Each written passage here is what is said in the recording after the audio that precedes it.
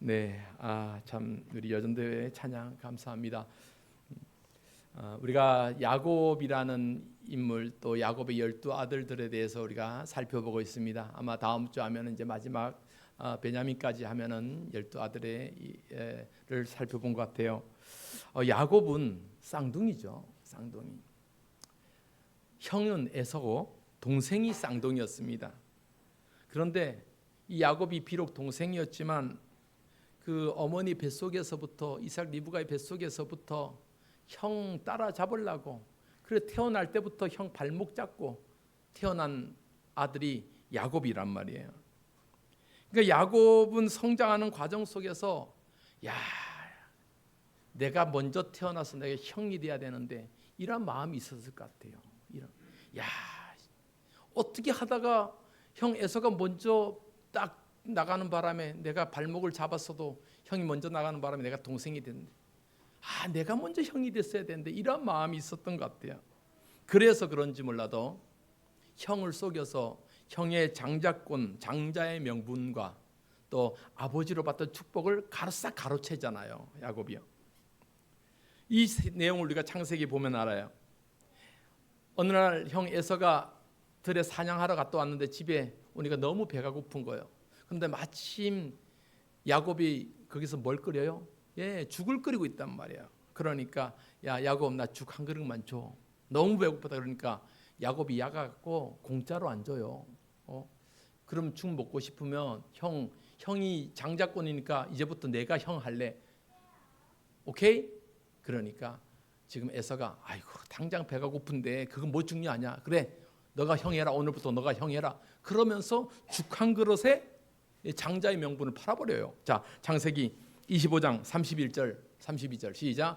야곱이 이르되 형의 장자의 명분을 오늘 내게 팔라. 에서가 이르되 내가 죽게 되었으니 이 장자의 명분이 내게 무엇이 유익하리요. 그러니까 죽 한 그릇에 에서는 지금 형이면 뭐 대수고 동생이면 뭐 대수야. 그냥 일단 내가 지금 먹고 살아야지라고 하면서 장자의 명분을 어떻게 여겼어요? 너무 가볍게 여긴 거예요. 에서가 장자의 명분을. 뿐만 아니라 이제 창세기 27장에 보면은 이제 아버지 이삭이 나이가 많아서 죽게 되었습니다. 이삭도 나이가 많으니까 앞을 잘 못 보는 거예요.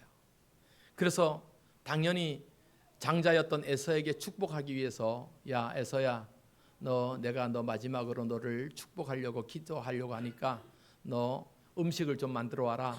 그러니까 에서가 들에 나가서 이제 사냥감을 잡으러 나간 사이에 야곱이 그 얘기를 가만히 듣고 아버지가 죽기 전에 그 아들 장자에게 축복하려고 한다.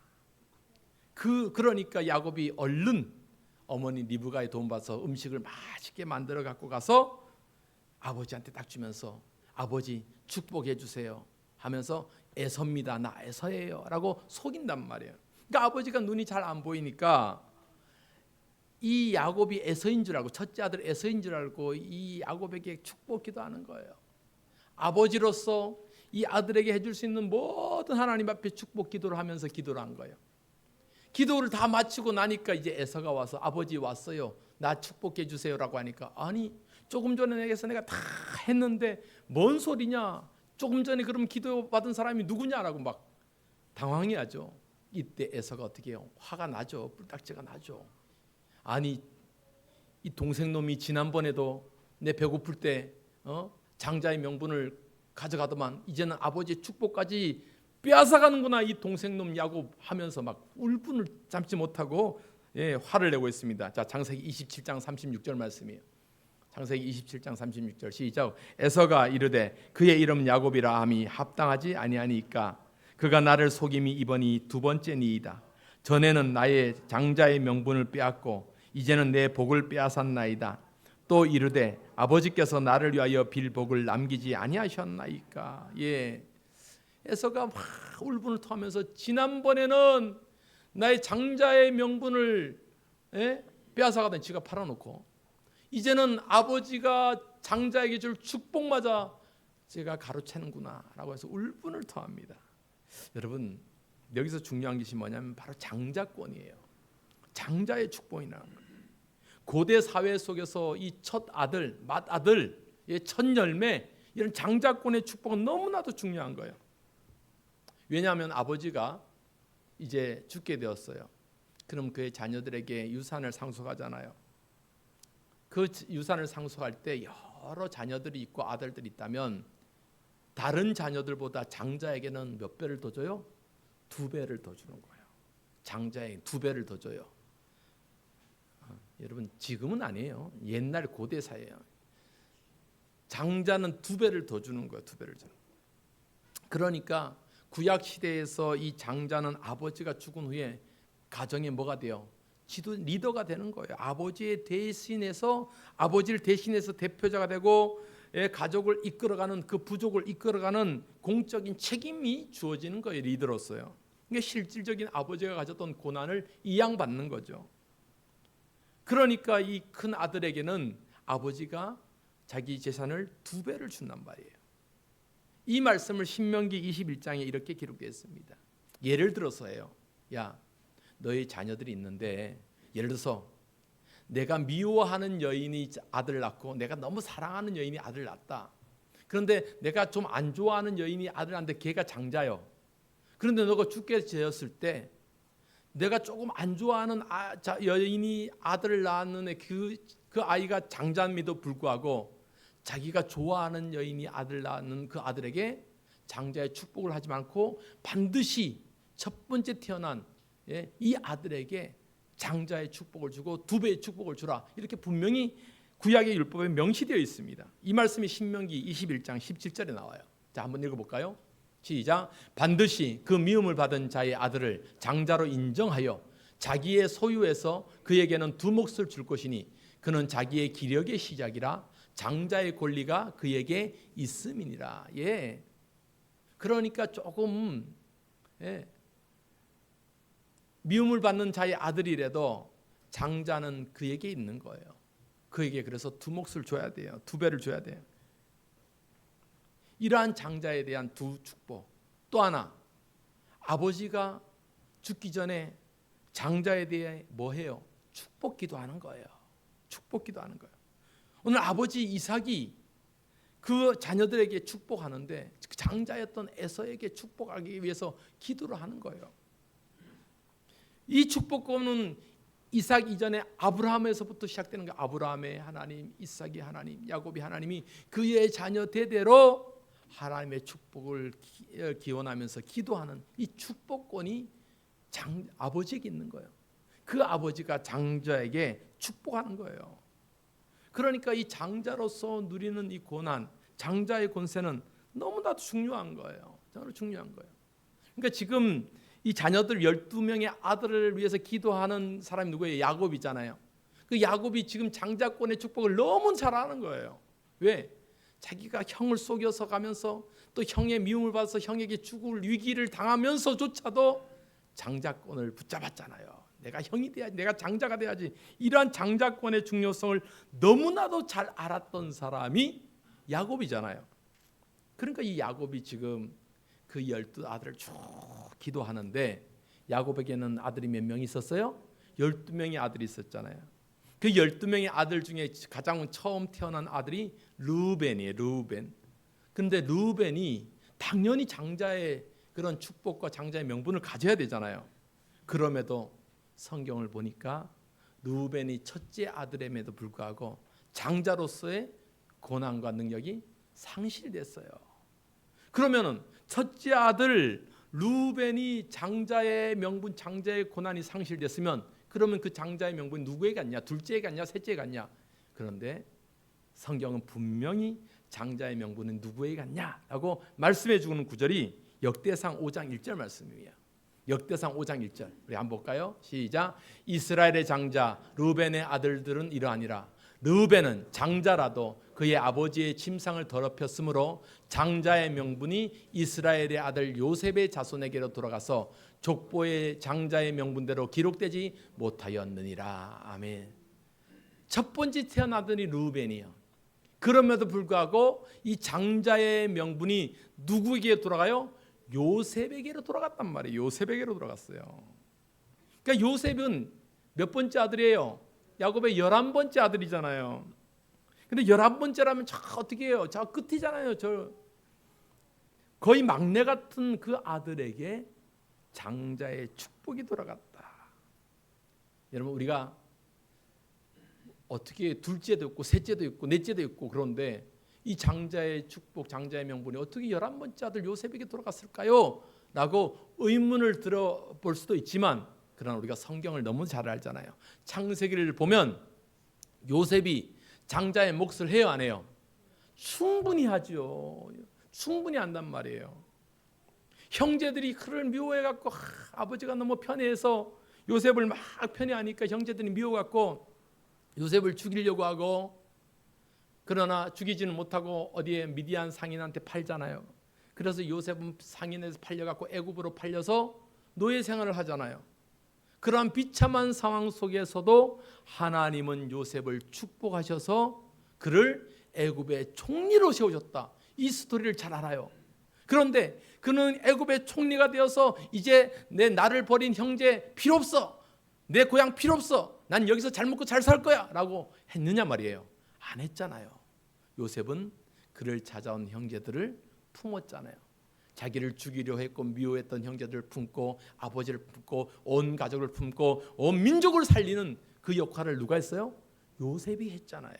그래서 우리가 요셉을 가리켜 축복의 통로다, 무성한 가지가 담을 넘었다라는 표현으로 우리가 지난주에 말씀을 드렸는데, 하나도 기억하지 못하는 표정이에요. 지금 한 주가 지났음에도 불구하고 하기사 내가 어제 뭘 먹었는지 한참 생각해야 기억나는데 한 주 전 일도 기억나겠습니까? 그죠?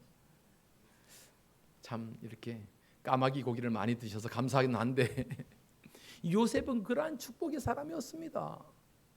형제들 다 아우르고 부모를 다 복양하고 노년에 축복의 리더십으로 장자의 역할을 충분히 했던 사람이 요셉이었어요. 그러니까 야곱의 자녀들 중에 장자의 명분이 요셉에게로 가서 그 다른 형제들보다 몇 배의 축복? 2배의 축복을 받는 거예요. 그래서 요셉 지파는 왜 이스라엘의 12지파 중에 요셉 지파가 없어요 하는데, 요셉의 지파가 없는 것이 아니라 요셉의 두 아들 누구예요? 에브라임과 므낫세. 그러니까 이게 요셉의 두 아들이, 요셉의 두 아들이 아버지를 대신해서 각각 지파를 받았으니까 요셉 지파는 2지파가 된 거예요. 그것은 곧 장자의 축복이 요셉 지파에게 돌아갔다. 이렇게 장자의 축복, 2지파의 축복을 받은 그 요셉의 지파가 에브라임과 므낫세 지파란 말이에요. 그 에브라임과 므낫세 지파를 향해서 오늘 우리가 읽었던 본문의 말씀에 보면 모세가 죽기 전에 이스라엘의 12지파를 위해서 축복하며 기도하는 장면이 나오는데, 그 모세가 요셉 지파, 그러니까 즉 에브라임과 므낫세 지파를 위해서 축복하는 기도의 장면이 오늘 우리가 읽었던 본문의 말씀인데, 이 말씀을 보면 부러워요, 안 부러워요? 부럽고 말고예요. 저도 이 본문을 볼 때 얼마나 부러운지 몰라요. 어떻게 이렇게 부러운 삶을 살까? 어떻게 이렇게 하나님의 축복을 많이 받을까? 여러분, 우리도 부러운 사람 되기를 소망합니다. 봤을 때 여러분, 저 사람은 어떻게 그렇게 하나님의 축복을 많이 받고 살까? 저 사람은 어떻게 그렇게 하나님의 은혜 가운데 살까? 여러분, 옆에 사람 부러워하지 말고 내가 부러운 존재 되기를 바랍니다. 인사합시다. 하나님 앞에 부러운 존재 되십시다. 시작. 부러운 존재. 봤을 때 부러운 존재가 돼요. 요셉 지파는 정말 하나님의 축복받은 거예요. 오늘 본문의 말씀 보면은 이 요셉 지파가 받은 축복이 뭐냐? 첫째는 하늘과 땅의 축복을 받아요. 하늘과 땅의 축복이에요. 오늘 보면 13절 말씀 한번 보십시다. 13절 시작. 요셉에 대하여는 일렀으되 원하건대 그 땅이 여호와께 복을 받아 하늘의 보물인 이슬과 땅에 저장한 물과 하늘의 복과 하늘의 보물인 이슬과 땅의 보물에 저장한 물과. 여러분, 이 시대가 수천 년 전이잖아요. 그러니까 농경사회 문화 속에서 양치고 뭐 농사짓고 하니까 오늘날도 마찬가지잖아요. 물 중요해요, 안 중요해요? 중요해요. 물이 얼마나 중요한지 몰라요. 물이 얼마나 중요한지. 속초 사람들이 양양 사람들을 제일 부러워하는 것이 뭐냐? 물이 없잖아. 물이. 속초는 물이 없대요. 우리 강릉에는 이렇게 남대천 같은 물이 없대요. 그러니까 여름에 가뭄철만 되면 속초에서는 양양에서 물 끌어다가 돈 주고 물기를 호수로 해서 끌어서 쓴다 그래요. 그러니까 가뭄 때 제일 먼저 제한급수가 되는 지역이 속초란 말이에요. 산 있고 바다 있어도 물이 없는 거예요. 물이 없는 거. 그러니까 물은 지금도 축복인데 하물며 당시 고대 근동사회에서 양치고 농사짓고 하는 사이에 물이 얼마나 축복이겠어요. 하나님께서 요셉 지파에게 어떤 축복이에요? 하늘의 보물인 이슬과, 이슬은 뭐예요? 하늘에서 내린 물이잖아요. 땅 아래 저장된 물의 축복을 주는 거예요. 끊임없이 솟아나는 샘물의 축복을 야곱 지파에게 준 거예요. 여러분, 이 축복은 단순한 어떤 눈에 보이는 물질적인 축복뿐만 아니라 하나님의 은혜가 이 요셉 지파에게 끊임없이 샘솟듯이 솟아나는 그런 축복을 말씀하는 거예요. 우리가 시편 말씀처럼 시냇가에 심은 나무가 시절을 쫓아 열매를 맺고 사시사철 푸르른 것 이유가 뭐예요? 시냇가에 심었잖아요. 시냇가에서는 무엇이 있어요? 물이 있잖아요. 물이 있기 때문에 그 나무는 푸르르고 열매 맺고 한다는 거예요, 여러분. 여러분, 이러한 축복이에요. 하늘의 물을, 땅의 물을. 여러분, 우리는 이렇게 하나님께서 주시는 은혜의 축복의 강물 속에 있기를 소망합니다. 메마르면 안 돼요. 메마르면 안 돼요. 우리의 삶이 메마르면 다 까칠해지고, 여러분, 메마른 사막에서 자라나는 식물이 뭐예요? 선인장이잖아요. 선인장은 뭐가 있어요? 가시밖에 없어요. 메마른 사람은 가시 같은 존재예요. 그러니까 늘 찔러. 여러분, 이러한 가시 같은 존재가 아니라 푸르름이 있는, 푸르러서 새가 깃들고 사람들이 그늘에 깃들고 열매 맺고 풍성한 축복이 있는 그러한 나무가 되기를 소망합니다. 요셉 지파는 그러한 축복을 가진 거예요. 하늘의 물과 땅에 샘솟는 그러한 물, 그러한 땅의 축복을 허락하신 거예요.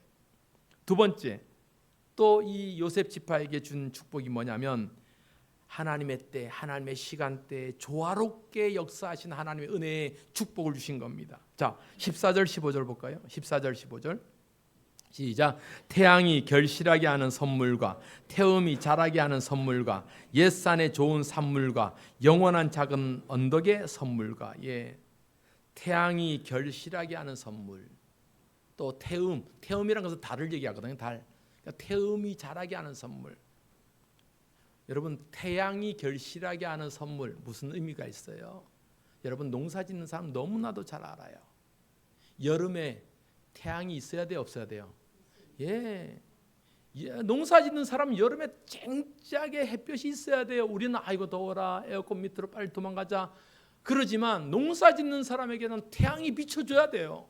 그래야지 열매가 잘 익고 곡식이 잘 익고 과일도 아주 당도가 높아지고 잘 익는단 말이에요.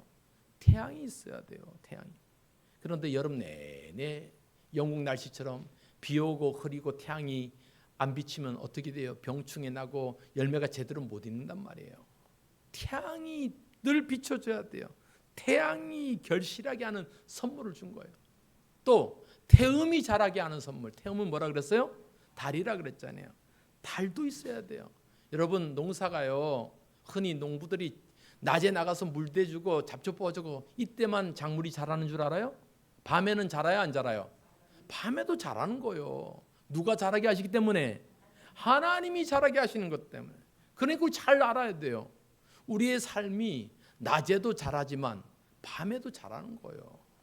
우리가 잘 때에도 하나님이 우리를 지키신다는 거예요, 여러분.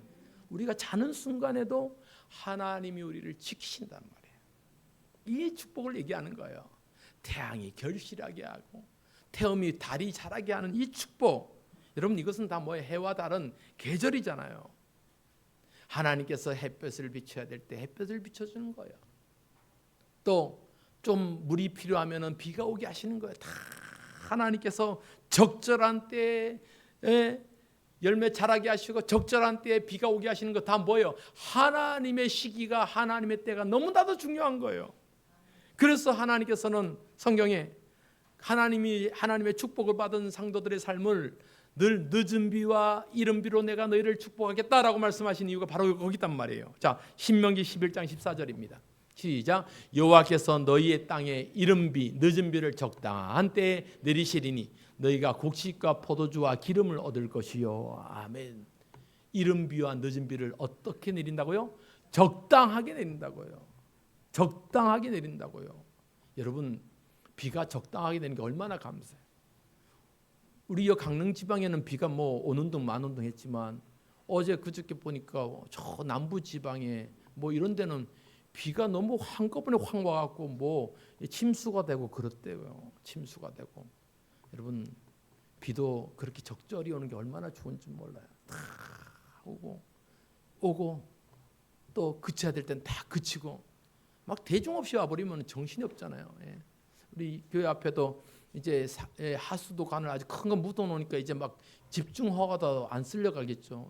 몇 년 전만 해도 막 집중 오고 나면 차 다 저 독립병원 쪽으로 옮겨놓고 하느라고 막 아주 우리 또 궁전 베이커리 빵집도 혹시나 또 물들어 막 모래주머니 쌓아놓고 여러분 그러잖아요.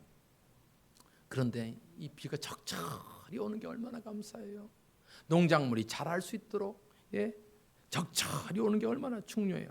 여러분, 우리의 삶에서 모든 것이 적절한 때, 적절한 시기 속에서 하나님이 인도하시는 것이 얼마나 감사한지 몰라요.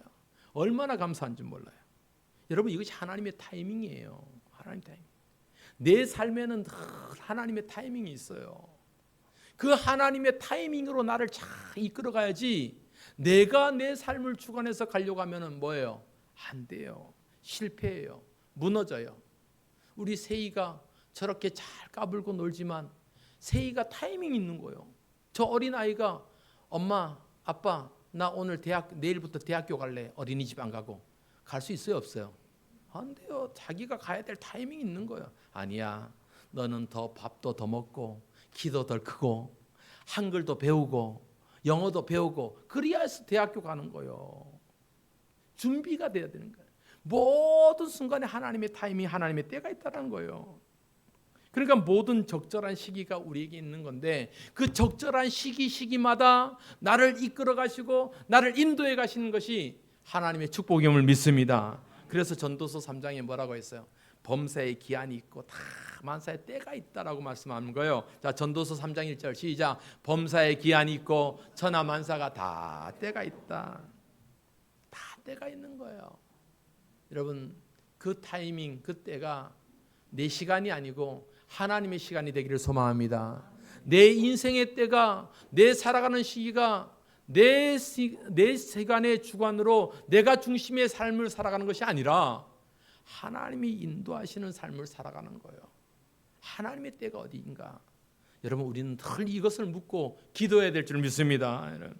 또 한 가지 오늘 본문을 보면 요셉 지파를 향해서 뭐 태양의 선물과 뭐 땅의 선물과 한데 뭘로 표현하고 있냐면 선물로 표현하고 있어요. 선물이란 말로 표현하고 있어요. 여러분, 선물이란 건 뭐예요? 어떤 거예요? 내가 생각지도 못했을 때 누가 딱 들고 나오는 거, 이거 선물이잖아요. 내가 생각지도 못했는데 딱 들고 왔어요. 그러면은 어머 웬일이셔? 막 이런단 말이에요. 그러니까 남편분들이 이런 거 좀 잘해야 되는데, 아이고 우리 김금순 권사님 한번 생각해봐요. 내가 이제 장사하고 와서 피곤했는데 우리 하석근 집사님이 안 그렇겠지만 한번 상상이라도 해보라고요. 하석근 집사님 시내에서 다 맛있는 음식을 이쁘게 보장을 해갖고 와서 거기에다 꽃 한 송이 닦아가서 당신 오늘 이거 내가 먹으라고 사왔어 하면 좋아요, 안 좋아요? 좋지요. 이게 웬 떡이요? 그런단 말이에요. 선물이라는 건 그런 거잖아요. 생각지도 못했는데 딱 생기는 거, 이 선물이에요. 여러분, 그러니까 선물은 내가 노력해서 받는 거예요? 아니면은 그냥 어느 날 갑자기 나한테 떨어지는 거예요? 그냥 나한테 떨어지는 거예요. 이것을 우리가 은혜라고 하는 거예요. 여러분, 우리가 살아가는 모든 순간이 하나님의 선물임을 믿습니다. 하나님의 선물이라는 거예요. 그런데 지금 모세는 요셉 지파를 축복하면서 너희들이 얻게 된 모든 것들이 다 뭐다? 선물이다. 그 선물을 누가 주시느냐? 하나님이 주신다라고 말씀하면서 모세가 이런 표현해요. 가시떨기나무 가운데 계신 이의 은혜로 말미암아 16절에 이렇게 표현하고 있습니다. 가시떨기나무 가운데 계신 이의 은혜로 말미암아 그 선물이 너에게 줄 것이다. 여러분, 가시떨기나무 가운데 계신 분이 누구예요? 하나님이잖아요. 모세는 이 하나님을 만났잖아요. 모세가 광야에 있을 때 하나님께서 모세를 부르실 때 가시떨기나무 속에서 모세를 부른 거예요. 모세야 모세하고 부른 거예요. 그때 출애굽기 3장 2절 말씀입니다. 자, 한번 볼까요? 시작. 여호와의 사자가 떨기나무 가운데로부터 나오는 불꽃 안에서 그에게 나타나시니라. 그가 보니 떨기나무에 불이 붙었으나 그 떨기나무가 사라지지 아니하는지라. 예, 모세가 하나님께서 모세를 부르시고 모세가 하나님을 만날 때가 떨기나무 가운데서 하나님이 그를 부르신 거예요. 모세는 이걸 너무나도 잘 알기 때문에 요셉 지파를 축복할 때 요셉 지파야, 떨기나무 가운데 불꽃 가운데 계신 그 하나님의 은혜로 말미암아 너희는 하나님의 축복을 받을 것이다. 하나님의 선물을 받을 것이다. 이렇게 축복하는 거예요. 여러분, 모든 축복의 근원은 하나님께 있습니다. 하나님이 우리를 만나주시고 하나님이 우리를 축복하시는 거예요. 하나님 복 많이 받는 우리 사명교회 성도들 되기를 바랍니다. 하나님께서 여러분들을 고치시고 하나님께서 여러분들의 기도를 들으시고 하나님께서 여러분들의 삶을 보호하실 줄 믿습니다. 아프고 연약한 자들도 하나님의 복 가운데 회복되기를 주님의 이름으로 축복합니다. 이것이 요셉의 축복이요. 또 한 가지 요셉을 향해서, 요셉 지파를 향해서 모세는 이러한 축복을 합니다. 너희들은 강한 힘과 영향력을 갖게 된 지파가 될 것이다 라는 축복을 합니다. 자, 17절 말씀, 오늘 본문 17절 말씀이에요. 시작. 그는 첫 수송아지 같이 위엄이 있으니 그 뿔이 들소의 뿔 같도다. 이것으로 민족들을 받아 땅 끝까지 이르리니 곧 에브라임의 자손은 만만이요 므낫세의 자손은 천천이로다. 아멘. 예. 너희들은 첫 수송아지 같이 위엄이 있도다. 들소의 뿔 같은 능력이 있도다. 여러분, 수송아지 같은 위엄, 그리고 뿔은 뭐를 상징해요? 왕권을 상징해요. 강한 힘을 상징해요. 들소의 뿔, 여러분, 들소 얼마나 세요? 뿔로 받아들이면은 누구도 사자도 못 덤비는 거예요. 이 말씀처럼 요셉 지파는 강한 힘을 갖고 그 지파 에브라임과 므낫세 지파는 그 영토와 그들이 살고 있는 삶이 든든한 능력의 지파가 되는 거예요. 그래서 나중에 다윗 이후에 솔로몬이 지나고 나서 이스라엘이 남북으로 갈라지잖아요. 그때 남쪽 지파는 유다 지파가 주를 이뤄서 유다 지파라 그리고 북쪽 지파를 10지파가 있음에도 불구하고 그를 이끌어가는 지파가 에브라임 지파였어요. 그래서 우리가 북쪽은 에브라임, 남쪽은 유다로 이렇게 지칭한 거예요. 그만큼 에브라임 지파는 영적 리더십을 갖고 강한 힘을 가졌던 그 지파임을 우리가 보게 됩니다. 여러분, 오늘 이 요셉 지파, 에브라임과 므낫세를 향한 모세의 기도를 보면서 그들의 이 영적인 능력, 영적인 힘, 우리가 이러한 능력 가운데, 이러한 은혜 가운데 살아가야겠다고 생각해 봅니다. 특별히 교회는 그래요. 요셉 지파에게 주었던 이 축복이 오늘날 이 시대의 교회 가운데 있게 하여 달라고, 들소처럼 강한 힘을 가진 교회가 되게 하여 주옵소서. 여러분, 오해하지 마세요. 교회가 힘을 갖고 막 세상을 주무르고 그거 아니에요. 영적인 리더십을 가져야 돼요. 그래서 세상은 점점 피폐해지고 사람들이 피곤해지고 사람들이 수고하고 기진맥진할 때 교회는 그들을 끌어안고 리더십을 가져는. 그래서 우리 주님 말씀처럼 수고하고 짐진 자들아, 무거운 짐진 자들아 다 내게로 오라. 주님께로 올 수 있는 그러한 교회가 되기를 소망합니다. 여러분, 이 주일날 드리는 이 예배가 여러분들한테 쉼이 있고 여러분들한테 행복이 있고 여러분한테 기운을 다시 솟는 그러한 예배가 되기를 소망합니다. 이러한 교회가 돼야죠. 이러한 교회가 돼야죠. 여러분, 오늘 이 요셉을 향한 축복은 너무 귀한 것이고 부러워요. 그런데 우리가 한 가지 기억해야 될 것은 요셉의 두 아들 에브라임과 므낫세 지파를 향한 축복인데, 이 에브라임과 므낫세를 하는 축복이 이들이 잘나서 그래요? 누구 때문에? 요셉 때문에는 거예요. 결국은 요셉의 신앙, 요셉의 믿음이 그의 자녀 에브라임과 므낫세, 그의 후손들을 복받게 한 거예요. 그러니까 여러분, 우리 청년들, 젊은 사람 잘 들으세요. 부모의 신앙과 믿음이 우리 자녀들에게 축복의 영향력으로 이어진다는 사실을 늘 기억해야 됩니다. 내가 잘 되는 것 같아도, 내가 형통한 것 같아도 다 나를 위해서 기도하는 윗세대가 있기 때문에, 우리 앞에 있는 우리 청년들만, 우리 형석이는 더 크게 얘기해야 된다. 내가 잘 되는 것은, 따라합시다. 시작. 내가 잘 되는 것은, 이제 청년들만 크게 해봐요. 크게. 우리 주영이, 내가 잘 되는 것은 부모님의 기도 때문이다. 할머니 할아버지의 기도 때문이다. 왜 점점 작아져? 할머니 할아버지가 기도를 안 하시나? 내가 잘 된 것은 윗세대들의 기도 때문이요, 윗세대들의 헌신 때문이요. 그 은혜를 잊지 않기를 바랍니다. 오늘 우리 요셉의 축복, 요셉의 그런 하나님께 요셉 지파를 향한 하나님의 축복을 보면서, 우리 사명교회도 그렇게 축복된 교회 되기를 소망합니다. 우리 성도들도 그런 요셉의 축복을 갖고 그렇게 살아가기를 주님의 이름으로 축복합니다. 그러한 의미에서 우리 조금 전에 불렀던 우리 여전도에서 아름다운 찬양을 했는데요, 너는 담장 너머로 뻗은 야곱의 축복, 다시 한번 불러보겠습니다.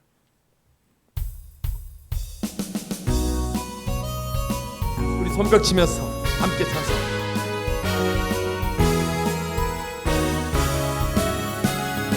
너는 담장 너머로,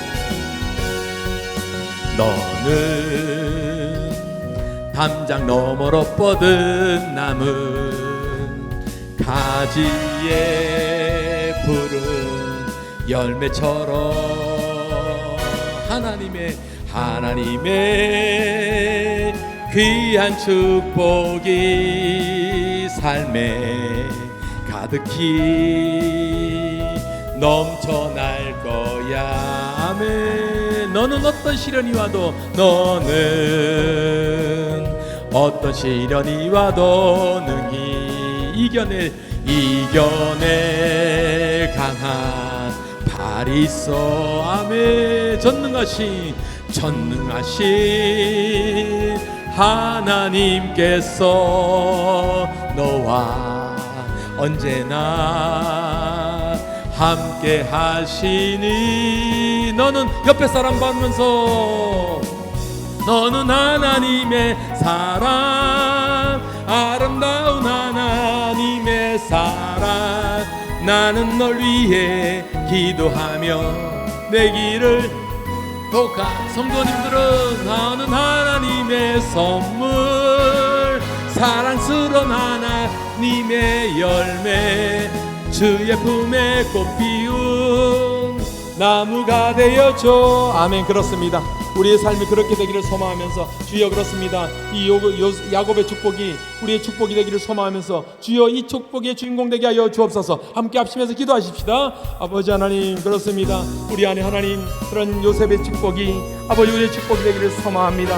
하나님, 그는 아버지 하나님은 담장 넘어 뻗은 나무처럼, 아버지 하나님 또 요셉의 그 두 지파처럼 하나님의 그런 은혜 가운데 샘매듭니다. 하나님이여, 그런 축복이 우리의 축복이 되게 도와주시고, 아버지 하나님 어떤 어려움이 와도 아버지 강한불처럼, 들소처럼 아버지 하나님 강하게 하여 주시고, 아버지 하늘의 복과 땅의 신령한 복으로 하나님 것을 채우시고 역사해 주옵소서. 우리 사명교회가, 우리 성도들이 그런 하나님의 축복 가운데 있게 하여 주시고, 하나님 아버지 그런 놀라운 능력 가운데 주의 역사여 주시옵소서. 주의 역사여 주시옵소서.